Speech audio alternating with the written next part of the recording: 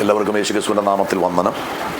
സുവിശേഷത്തിനൊരു മുഖവുര എന്നതുപോലെ ദൈവവചനത്തിനെക്കുറിച്ച് വേണ്ട പോലെ അറിവില്ലാത്ത പഴയതും പുതിയതുമായ വിശ്വാസികൾക്ക് വേണ്ടി അവരെ ദൈവവചനത്തിൻ്റെ ആമുഖ പഠനം എന്നുള്ള നിലയിൽ ചില കാര്യങ്ങളാണ് ഈ ദിവസങ്ങളിലായിട്ട് ഞാൻ സംസാരിച്ചു വരുന്നത്. ഇന്ന് നിങ്ങളോട് ഞാൻ സംസാരിക്കുന്നത് സുവിശേഷങ്ങൾ എന്നുള്ള വിഷയത്തെക്കുറിച്ചാണ്. വേദപുസ്തകം നമ്മൾ പഠിക്കുമ്പോൾ 4 സുവിശേഷങ്ങളാണ് പുതിയ നിയമത്തിലുള്ള: മത്തായി, മർക്കോസ്, ലൂക്കോസ്, യോഹന്നാൻ. ഈ 4 സുവിശേഷങ്ങൾ എന്ന് പറയുമ്പോൾ 4 സുവിശേഷങ്ങളില്ല. ഒറിജിൻ എന്ന സഭാപിതാവ് സുവിശേഷങ്ങളെക്കുറിച്ച് പറയുമ്പോൾ 4 വശങ്ങളുള്ള ഒരു സുവിശേഷം എന്നാണ് പറഞ്ഞത്. മത്തായി, മർക്കോസ്, ലൂക്കോസ്, യോഹന്നാൻ എന്നത് സുവിശേഷത്തിൻ്റെ 4 വശങ്ങളാണ്. സാക്ഷാൽ സുവിശേഷം എന്ന് പറയുന്നത് കർത്താവായ യേശുക്രിസ്തുവാണ്. അപ്പോൾ യേശുക്രിസ്തുവിനെ കുറിച്ചുള്ള വിശദീകരണങ്ങളാണ് 4 സുവിശേഷങ്ങൾ. അതിൽ 4 വ്യത്യസ്ത വെളിപ്പാടുകളാണ് യേശുവിനെക്കുറിച്ച് ഈ 4 പേർക്കുമുള്ളത്. 4 സുവിശേഷത്തിൻ്റെ ആവശ്യം സത്യത്തിലുണ്ടോ എന്ന് ചോദിച്ചാൽ ഇല്ല. പക്ഷെ 4 വെളിപ്പാടുകളുടെ ആവശ്യമുണ്ടായിരുന്നു. അതുകൊണ്ടാണ് ഈ 4 സുവിശേഷം രേഖപ്പെടുത്തിയിരിക്കുന്നത്. ഇനി ഈ യേശുക്രിസ്തു എന്ന സുവിശേഷത്തെ ഈ 4 സുവിശേഷകന്മാർ വീക്ഷിച്ചപ്പോൾ അവർക്ക് ലഭിച്ച ക്രിസ്തു വെളിപ്പാടുകളാണ് അവരുടെ സുവിശേഷങ്ങളിൽ രേഖപ്പെടുത്തിയിരിക്കുന്നത്. മത്തായി യേശുക്രിസ്തുവിനെ വീക്ഷിച്ചപ്പോൾ അദ്ദേഹത്തിന് ലഭിച്ച ക്രിസ്തു വെളിപ്പാട് യേശു യഹൂദന്മാരുടെ രാജാവ് എന്നുള്ള വെളിപ്പാടാണ്. അതുകൊണ്ടാണ് യോഹന്നാൻ 2 യഹൂദന്മാരുടെ രാജാവായി പിറന്നവൻ ഇവിടെ എന്ന ചോദ്യത്തോടുകൂടി ആരംഭിച്ച് ആ യോഹന്നാൻ അവസാനിക്കുന്ന അധ്യായങ്ങളിൽ യേശുവിൻ്റെ ക്രൂശീകരണവുമായി ബന്ധപ്പെട്ട് പീലാത്തോസ് ക്രൂശിൻ്റെ മുകളിൽ എഴുതിപ്പിച്ചു, ഇവൻ യഹൂദന്മാരുടെ രാജാവ്. അപ്പോൾ മത്തായിക്ക് ലഭിച്ച വെളിപ്പാട് യേശു യഹൂദന്മാരുടെ രാജാവ് എന്നുള്ള വെളിപ്പാടാണ്. ഇനി രണ്ടാമത്തെ വർഷത്ത് നിന്ന് സുവിശേഷകനായ മർക്കോസ് യേശുക്രിസ്തുവിനെ നോക്കിയപ്പോൾ അദ്ദേഹത്തിന് ലഭിച്ച ക്രിസ്തു വെളിപ്പാട് യജമാനന്റെ ഇഷ്ടം ചോദ്യം ചെയ്യാതെ അനുസരിക്കുന്ന ദാസനാണ് യേശു എന്ന അനുസരണമുള്ളൊരു ദാസൻ.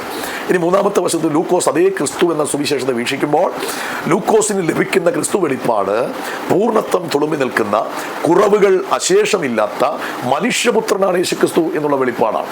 ഇനി നാലാമത്തെ വശത്ത് നിന്ന് യോഹന്നാൻ അതേ ക്രിസ്തുവിനെ വീക്ഷിക്കുമ്പോൾ യോഹന്നാന് ലഭിക്കുന്ന ക്രിസ്തു വെളിപ്പാട് നിത്യത മുഴുവൻ നിറഞ്ഞു നിൽക്കുന്ന നിസ്തുല്യനായ ക്രിസ്തു നിത്യ ദൈവമാണെന്നുള്ള വെളിപ്പാടാണ് തനിക്ക് ലഭിക്കുന്നത്. ഇനി ഈ 4 വെളിപ്പാടുകളാണ്, ഈ 4 വെളിപ്പാടുകളുടെ സംഗമമാണ് സാക്ഷാൽ സുവിശേഷം അഥവാ ക്രിസ്തു. മത്തായിക്ക് യേശുവിനെ രാജാവായും, മർക്കോസിനെ അനുസരണമുള്ള ദാസനായും, ലൂക്കോസിന് പൂർണ്ണത്വം തുളുമ്പി നിൽക്കുന്ന മനുഷ്യപുത്രനായും, യോഹന്നാൻ നിത്യതയോളമുള്ള ദൈവമായും യേശുവിനെ വെളിപ്പെട്ട് കാണുന്നു. ഇനി 4 സുവിശേഷങ്ങളെ 2 ഭാഗമായി തിരിക്കാം. സിനോപ്റ്റിക് ഗോസ്പൽസ് എന്നും ജോൺ ഗോസ്പൽ എന്നും 4 സുവിശേഷങ്ങളെ 2ആയി തിരിക്കാം. സമവീക്ഷണ സുവിശേഷം എന്നും യോഹന്നാന്റെ സുവിശേഷം എന്നുമാണ് അതിനെ തിരിക്കുന്നത്. ഏതാണ് ഈ സിനോപ്റ്റിക് ഗോസ്പൽസ് എന്ന് പറയുന്നത്? മത്തായി, മർക്കോസ്, ലൂക്കോസ് ഈ 3 സുവിശേഷങ്ങളാണ് സിനോപ്റ്റിക് ഗോസ്പൽസ് എന്ന് പറയുന്നത്. മറ്റ് യോഹന്നാന്റെ സുവിശേഷം വ്യത്യസ്തമായി നിൽക്കുകയാണ്. ആദ്യത്തെ 3 സുവിശേഷകന്മാരും യേശുക്രിസ്തുവിന്റെ മാനുഷിക വംശാവലി പറയുമ്പോൾ യോഹന്നാൻ യേശുക്രിസ്തുവിന്റെ നിത്യതയെക്കുറിച്ച്, ദൈവത്വത്തെക്കുറിച്ചാണ് പറയുന്നത്. മത്തായി 1:1 അബ്രഹാമിന്റെ പുത്രനായ, ദാവീദിന്റെ പുത്രനായ യേശുക്രിസ്തുവിന്റെ വംശാവലി 4000-6000 വർഷം മാത്രം പഴക്കമുള്ള ഒരു മനുഷ്യപുത്രനായ യേശുക്രിസ്തുവിനെ കുറിച്ച് സിനോപ്റ്റിക് ഗോസ്പലുകൾ ചിത്രീകരിക്കുമ്പോൾ യോഹന്നാൻ നിത്യത മുതലുള്ള ദൈവത്തെക്കുറിച്ചാണ് താനിവിടെ പ്രസ്താവിക്കുന്നത്. അപ്പോൾ നാം സേവിക്കുന്ന ദൈവം ഒരു പുതിയ ദൈവമല്ല, അവൻ പുരാതന ദൈവമാണ്. അവൻ പുരാതന ദൈവമാണ്. ആ പുരാതനത്വം ബോധ്യപ്പെടുത്തുവാനാണ് വെളിപ്പാട് പുസ്തകം 1-ാം അധ്യായത്തിൽ യോഹന്നാൻ പത്മോസിൽ കാണുന്ന ക്രിസ്തുവിൻ്റെ തലമുടി വെളുത്ത പഞ്ഞിയോളം ഹിമം പോലെ വെളുത്തത്.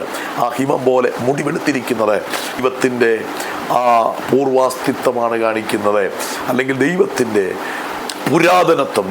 പുരാതനത്വമാണ് അവിടെ കാണിക്കുന്നത്.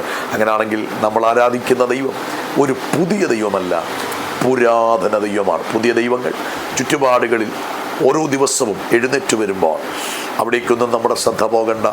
നമ്മുടെ ദൈവം പുരാതന ദൈവമാണ്. അതുകൊണ്ട് ആ ദൈവത്തെ നമുക്ക് മുറുകെ പിടിക്കാം. ദൈവം നിങ്ങളെ അനുഗ്രഹിക്കട്ടെ.